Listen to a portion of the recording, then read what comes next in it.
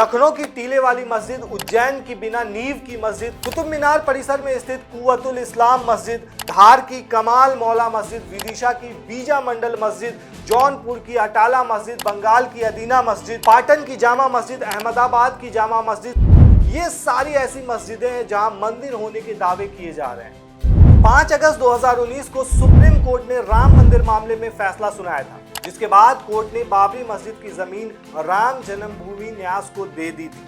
22 जनवरी 2024 को राम मंदिर बनकर तैयार हुआ। अयोध्या के बाद काशी की जामा मस्जिद, मथुरा की शाही ईदगाह और आगरा के ताजमहल में भी मंदिर होने के दावे लगातार किए जा रहे हैं। वहीं संभल जामा मस्जिद के बाद अजमेर दरगाह, उसके बाद अब यूपी के बदायूं की जामा मस्जिद के नीलकंठ महादेव मंदिर होने के दावे किए जा रहे हैं। तो क्या अब ये मामला यहीं थम जाएगा? जी नहीं। लखनऊ की टीले वाली मस्जिद, उज्जैन की बिना नींव की मस्जिद, कुतुब मीनार परिसर में स्थित कुव्वतुल इस्लाम मस्जिद, धार की कमाल मौला मस्जिद, विदिशा की बीजा मंडल मस्जिद, जौनपुर की अटाला मस्जिद, बंगाल की अदीना मस्जिद, पाटन की जामा मस्जिद, अहमदाबाद की जामा मस्जिद, ये सारी ऐसी मस्जिदें हैं जहां मंदिर होने के दावे किए जा रहे हैं। इसके अलावा और भी है। चलिए आज के इस वीडियो में आपको एक एक करके इन सभी मस्जिद का पूरा मामला बताते हैं। वीडियो को आखिर तक जरूर देखिएगा, तब समझ आएगा आखिर ऐसा क्यों किया जा रहा है और पूरा मामला क्या है। इन दिनों देश में मस्जिद के नीचे मंदिर खोजने का मुद्दा सुर्खियों में है। अभी इतने ही नहीं बल्कि और भी मस्जिद हैं जिस पर मामला आने वाले वक्त में आपको सुनने को मिलेगा, जो नाम अभी लिया मैंने। दरअसल राम मंदिर मामले के निर्णय आने के बाद से ही पूरे देश में उन सभी धार्मिक स्थानों की जांच की मांग उठने लगी है जहां इस प्रकार का विवाद है। संभल की जामा मस्जिद का सर्वे भी इसी कड़ी का एक हिस्सा है। अब सबसे पहले आप ये समझिए कि the places of worship act 1991 क्या है और ये क्यों जरूरी है, इसको लाने का मकसद क्या था। एक्ट के मुताबिक 15 अगस्त 1947 तक जो भी धार्मिक स्थल जिस रूप में थे वो वैसे ही बरकरार रहेंगे। यानी आजादी के वक्त अगर कोई मस्जिद थी तो बाद में उसे बदलकर मंदिर या चर्च या गुरुद्वारा नहीं किया जा सकता है, या कोई मंदिर है तो उसे भी नहीं बदला जा सकता। ये कानून 11 जुलाई 1991 को लागू किया गया था। इसमें कुल 8 सेक्शन है, जिसमें सबसे अहम 2 बातें हैं। पहली बात तो ये कि ऐसे मामलों को देखा नहीं जाएगा, जो जहां है जैसे है 1947 से पहले का वो वैसे ही रहेगा। वहीं दूसरा पॉइंट, इस एक्ट का उल्लंघन करने वालों के खिलाफ कार्रवाई की जाएगी। अब पॉइंट एक और है जो सबसे अहम है, जो आपको समझना है। ये एक्ट 1991 में क्यों आया था? असल में देश भर में अयोध्या में राम मंदिर बनाए जाने के लिए चल रहा आंदोलन जब अपने चरम सीमा पर था, तब 18 सितंबर 1991 को नरसिम्हा राव की सरकार ने संसद से उपासना स्थल कानून पारित कराया था। तब उमा भारती सहित बीजेपी के कई नेताओं ने इस नए कानून का जमकर विरोध भी किया था और अयोध्या वाले मामले को अपवाद माना गया था। दोस्तों अब एक पॉइंट पर गौर कीजिए। सुप्रीम कोर्ट के सीनियर एडवोकेट अश्विनी उपाध्याय के मुताबिक देश में 900 मंदिर हैं जिस पर विवाद है। 1192 से लेकर के 1947 के बीच इन मंदिरों को तोड़ा गया, ऐसा उन्होंने दावा किया है। अब सबसे बड़ी बात, एक्ट 1991 में साफ कहा गया है कि 1947 से पहले का कोई भी धार्मिक स्थल ज्यों का त्यों रहेगा। वहीं कई लोगों का यह भी कहना है कि गड़े मुर्दे क्यों उखाड़। वहीं इस तरह के बढ़ते मामलों पर 2022 में आरएसएस के प्रमुख मोहन भागवत ने एक बयान जारी किया था। भागवत ने कहा था कि हिंदुओं को हर मस्जिद में शिवलिंग नहीं खोजना चाहिए, हम कब तक मस्जिदों के नीचे मंदिरों का खोज करेंगे। और सबसे बड़ी बात दोस्तों, नरसिम्हा राव की सरकार ने जो वर्शिप एक्ट 1991 लाया था वो इन्हीं सब बातों को सोचकर और देखकर लाया गया था। दरअसल अयोध्या स्थित राम जन्मभूमि बाबरी मस्जिद का जो विवाद है वो कई दशकों के बाद शीर्ष अदालत ने 2019 के फैसले के बाद खत्म हुआ। इस विवाद ने सांप्रदायिक दंगों से लेकर सरकारों को बदलते हुए देखा, देश में धार्मिक ध्रुवीकरण को देखा। लेकिन जब ये विवाद सुलझा तो इसने कई दूसरे विवादों के लिए एक नई जमीन तैयार कर दी। जी हाँ, आज देश के कई राज्यों, जिलों और शहरों में मंदिर मस्जिद विवाद शुरू हो चुका है, या यूं कह सकते हैं कि अपने चरम सीमा पर है। आज की तारीख में हिंदू पक्ष अनेक मस्जिदों में मंदिर की तलाश करता है। चलिए अब आपको बताते हैं मस्जिद, दरगाह और इस्लामिक स्थलों पर जहां मंदिर होने के दावे क्यों किए गए हैं और कहां किए जा रहे हैं। सबसे पहला दोस्तों, आगरा का ताजमहल। आगरा का ताजमहल दुनिया के 7 अजूबों में अपनी पहचान रखता है। इसका निर्माण मुगल बादशाह शाहजहां ने 1632 ईस्वी में करवाया था, जो 1653 में खत्म हुआ था। जी हाँ, हालांकि शाहजहां की बेगम मुमताज के इस प्रसिद्ध मकबरे को लेकर कई विवाद सामने आए। हिंदू पक्षों का दावा है कि शाहजहां ने तेजो महालया नामक भगवान शिव के मंदिर को नष्ट करके यहाँ ताजमहल बना दिया। इसे लेकर इलाहाबाद हाईकोर्ट की लखनऊ बेंच में ताजमहल के बंद 22 कमरों को खुलवाकर एएसआई से जांच कराने की मांग भी की गई। कई दक्षिणपंथी संगठन ये दावा कर चुके हैं कि मुगल काल का ये मकबरा अतीत में भगवान शिव का मंदिर था। यह स्मारक भारतीय पुरातत्व सर्वेक्षण यानी कि एएसआई के द्वारा संरक्षित है। 2017 में बीजेपी नेता विनय कटियार ने दावा किया था कि 17वीं शताब्दी के स्मारक ताजमहल का निर्माण मुगल सम्राट शाहजहां ने एक हिंदू मंदिर को नष्ट करके किया था। हालांकि 17 अगस्त 2017 को भारतीय पुरातत्व सर्वेक्षण ने आगरा की अदालत को बताया था कि ताजमहल कभी मंदिर नहीं था और हमेशा एक मकबरा रहा। दूसरा, कुतुब मीनार परिसर में कुव्वतुल इस्लाम मस्जिद। दरअसल दिल्ली के कुतुब मीनार परिसर में स्थित कुव्वतुल इस्लाम मस्जिद का निर्माण गुलाम वंश के पहले शासक कुतुबुद्दीन ऐबक ने 1206 में शुरू करवाया था। ऐसा कहा जाता है कि इस मस्जिद को बनने में 4 साल का वक्त लगा था। इसे दिल्ली की सबसे पुरानी मस्जिदों में से एक माना जाता है। हिंदू पक्ष की यह दलील है कि कुतुब मीनार का निर्माण 27 हिंदू और जैन मंदिरों को तोड़कर किया गया था। हिंदू पक्ष यहाँ पूजा के अधिकार की मांग कर रहे हैं। उनका कहना है कि कुतुब मीनार और यहाँ स्थित मस्जिद का निर्माण मंदिरों को तोड़कर किया गया। कोर्ट में दाखिल याचिका में कहा गया है कि इस जगह पर भगवान विष्णु, भगवान शिव, भगवान गणेश, भगवान सूर्य, गौरी देवी, भगवान हनुमान, जैन तीर्थक भगवान ऋषभ देव को मंदिर परिसर में स्थापित किया जाना चाहिए।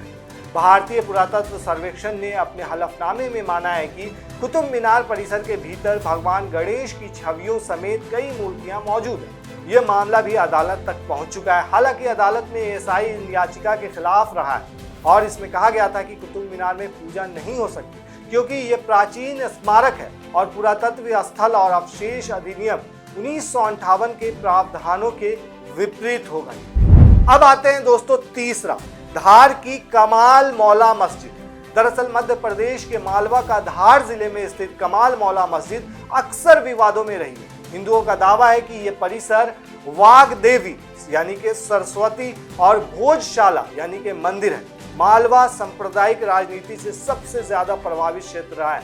यहाँ जब धार्मिक ध्रुवीकरण की जड़ें गहरी हुई तो 1990 के दशक के बाद से ये विवाद और बढ़ता ही गया। हिंदू पक्ष का मानना है कि भोजशाला मंदिर का निर्माण हिंदू राजा भोज ने 1034 ईस्वी में करवाया था। इसके बाद 1305 में अलाउद्दीन खिलजी ने इस पर हमला किया और फिर मुगल कमांडर दिलावर खान ने सरस्वती मंदिर भोजशाला के एक हिस्से को दरगाह में बदलने की कोशिश की। इसके बाद महमूद शाह ने भोजशाला पर हमला करके सरस्वती मंदिर के बाहरी हिस्से पर कब्जा करते हुए वहां कमाल मौलाना मकबरा बना दिया। फिलहाल इसकी देखरेख एएसआई करता है।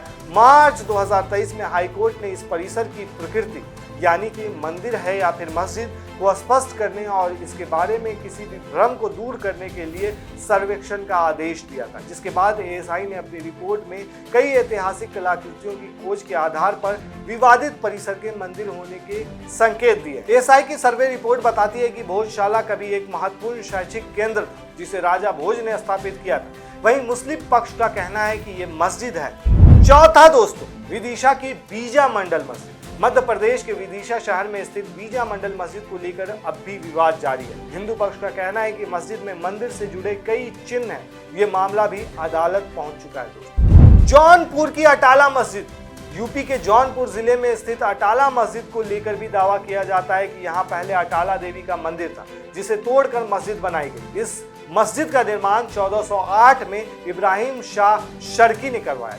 हिंदू पक्ष के अनुसार अटाला देवी मंदिर का निर्माण गढ़ावला के राजा विजय चंद्र ने कराया था। इसे लेकर भी जब तब विवाद होता रहता है। हिंदू पक्ष का कहना है कि मस्जिद में मंदिर से जुड़े कई चिन्ह हैं। ये मामला भी अदालत पहुंच चुका है। वहीं बंगाल की अदीना मस्जिद। दरअसल पश्चिम बंगाल के मालदा जिले में प्रसिद्ध अदीना मस्जिद, जो भारतीय पुरातत्व सर्वेक्षण यानी कि ASI के द्वारा सूचीबद्ध स्मारक है, यहाँ भी एक हिंदू मंदिर होने का दावा किया जाता है। बताया जाता है कि अदीना यानी कि इसको फारसी में शुक्रवार कहते हैं, यानी कि अदीना मस्जिद पूरे भारतीय उपमहाद्वीप में सबसे बड़ी मस्जिद थी जब इसे 1374 में पूरा किया गया था। इसे भी भगवान शिव के प्राचीन आदिनाथ मंदिर को नष्ट करके उसकी जगह अदीना मस्जिद बनाए जाने के दावे दक्षिणपंथी संगठनों के द्वारा किए जाते हैं। हिंदुओं का दावा है कि अदीना मस्जिद के कई हिस्सों में हिंदू मंदिरों के आकार की डिजाइन नजर आती है। इसे लेकर भी विवाद हो चुका है और विवाद जारी है। उसके बाद दोस्तों, पाटन की जामी मस्जिद। दरअसल गुजरात के पाटन जिले में जामी मस्जिद को रुद्र महालय मंदिर बताया जाता है। हिंदू पक्ष का दावा है कि पाटन में आज भी रुद्र महालय मंदिर के अवशेष नजर आते हैं। ऐसा कहा जाता है कि रुद्र महालय मंदिर का निर्माण 12वीं सदी में गुजरात के शासक सिद्धराज जयसिंह ने कराया था। 1410 से 1444 के बीच अलाउद्दीन खिलजी ने इस मंदिर के परिसर को नष्ट कर दिया था। बाद में अहमद शाह प्रथम ने मंदिर के कुछ हिस्सों को जामी मस्जिद में बदल दिया था। इसे लेकर भी विवाद हो चुके हैं। वहीं अहमदाबाद की जामा मस्जिद, जी हाँ, गुजरात के ही अहमदाबाद में स्थित जामा मस्जिद को लेकर के भी दावा किया जाता है कि इसे हिंदू मंदिर भद्रकाली को तोड़कर बनाया गया, क्योंकि अहमदाबाद का पुराना नाम भद्रा था, इसलिए यहाँ इस मंदिर के पुख्ता अवशेषों की बात कही जाती है। वहीं लखनऊ की टीले वाली मस्जिद, यानी लखनऊ की टीले वाली मस्जिद का विवाद भी पुराना है। इस मस्जिद को लेकर भी हिंदू पक्ष का दावा है कि यहाँ पर सनातन विरासत लक्ष्मण टीला है। लखनऊ से पूर्व बीजेपी सांसद और राज्यपाल रह चुके लालजी टंडन ने भी अपनी किताब अनकहा लखनऊ में इसका जिक्र किया है। इस किताब में उन्होंने मुस्लिम समुदाय पर भगवान राम के छोटे भाई लक्ष्मण से शहर का नाता तोड़ने का आरोप लगाया था। इस वजह से राजनीतिक विवाद में घिर गया था ये मामला। उज्जैन की बिना नींव की मस्जिद, नाम है ये बिना नींव की मस्जिद, नाम से ही मशहूर है ये। दरअसल अवंतिका उज्जैनी में स्थित यानी कि MP के अंदर बिना नींव की मस्जिद को लेकर के भी दावा किया जाता है कि ये भोजशाला का ही एक हिस्सा है। कहा जाता है कि यहाँ अंदर शिव मंदिर है। हिंदू पक्ष का दावा है कि इस जगह परमार कालीन सोमेश्वर महादेव मंदिर है। बाद में इल्तुतमिश ने मंदिर को तोड़ा और दिलावर खान ने शिवलिंग को हटा दिया। वहीं संभल शाही जामा मस्जिद, जो विवाद अभी चल रहा है दोस्तों, उत्तर प्रदेश के संभल में स्थित शाही जामा मस्जिद को लेकर दावा किया जा रहा है कि ये पहले भगवान विष्णु का हरिहर मंदिर था, जिसे 1529 में आंशिक रूप से ध्वस्त कर मस्जिद में बदलने की कोशिश की गई। हिंदू पक्ष का ऐसा भी दावा है भविष्य में यही भगवान कल्कि अवतार लेंगे। इस दावे का आधार बाबरनामा को बताया जा रहा है, जिसे खुद मुगल बादशाह बाबर ने लिखी थी, ऐसा कहा जा रहा है। वहीं इस मस्जिद के संबंध में कहा जाता है कि इसे पहले मुगल सम्राट बाबर के निर्देश पर बनाया गया था, जिसे संभल जिले की आधिकारिक वेबसाइट पर ऐतिहासिक स्मारक के रूप में दिखाया गया। इस मस्जिद में कोर्ट के आदेश के बाद हाल ही में 2 बार सर्वेक्षण भी हो चुके हैं, जिसके खिलाफ हुई हिंसा में 5 लोग अपनी जान गंवा चुके हैं। वहीं बनारस की ज्ञानवापी मस्जिद, दोस्तों वाराणसी में काशी विश्वनाथ मंदिर से सटी ज्ञानवापी मस्जिद को लेकर विवाद जारी है। मामला अभी कोर्ट में। भारतीय पुरातत्व सर्वेक्षण यानी ASI ने ज्ञानवापी मस्जिद की अपनी सर्वे रिपोर्ट में दावा किया है कि मौजूदा संरचना यानी कि मस्जिद के निर्माण से पहले वहां एक बड़ा हिंदू मंदिर मौजूद था और मंदिर के कुछ हिस्सों का उपयोग इस्लामी पूजा स्थल के निर्माण में किया गया था। एक याचिका में हिंदू पक्ष ने यहाँ मंदिर होने का दावा किया था। यहाँ से मस्जिद को हटाए जाने को लेकर पहली याचिका 1991 में दाखिल हुई थी। ये मूल मुकदमा हिंदूवादियों द्वारा ज्ञानवापी मस्जिद परिसर पर कब्जे की मांग के लिए दायर किया गया था। 2019 में मस्जिद के आर्कियोलॉजिकल सर्वे को लेकर याचिका दाखिल हुई थी। मथुरा की शाही ईदगाह मस्जिद, मथुरा शहर में श्री कृष्ण जन्मभूमि मंदिर परिसर के पास शाही ईदगाह मस्जिद को हिंदू धर्म में भगवान कृष्ण की जन्मस्थली माना जाता है। श्री कृष्ण जन्मभूमि मुक्ति न्यास के अध्यक्ष वकील महेंद्र प्रताप सिंह का दावा था कि मुगल शासक औरंगजेब ने श्री कृष्ण जन्मस्थली पर बने प्राचीन केशव नाथ मंदिर को नष्ट करके उसी जगह 1669 से 70 में शाही ईदगाह मस्जिद का निर्माण करवाया।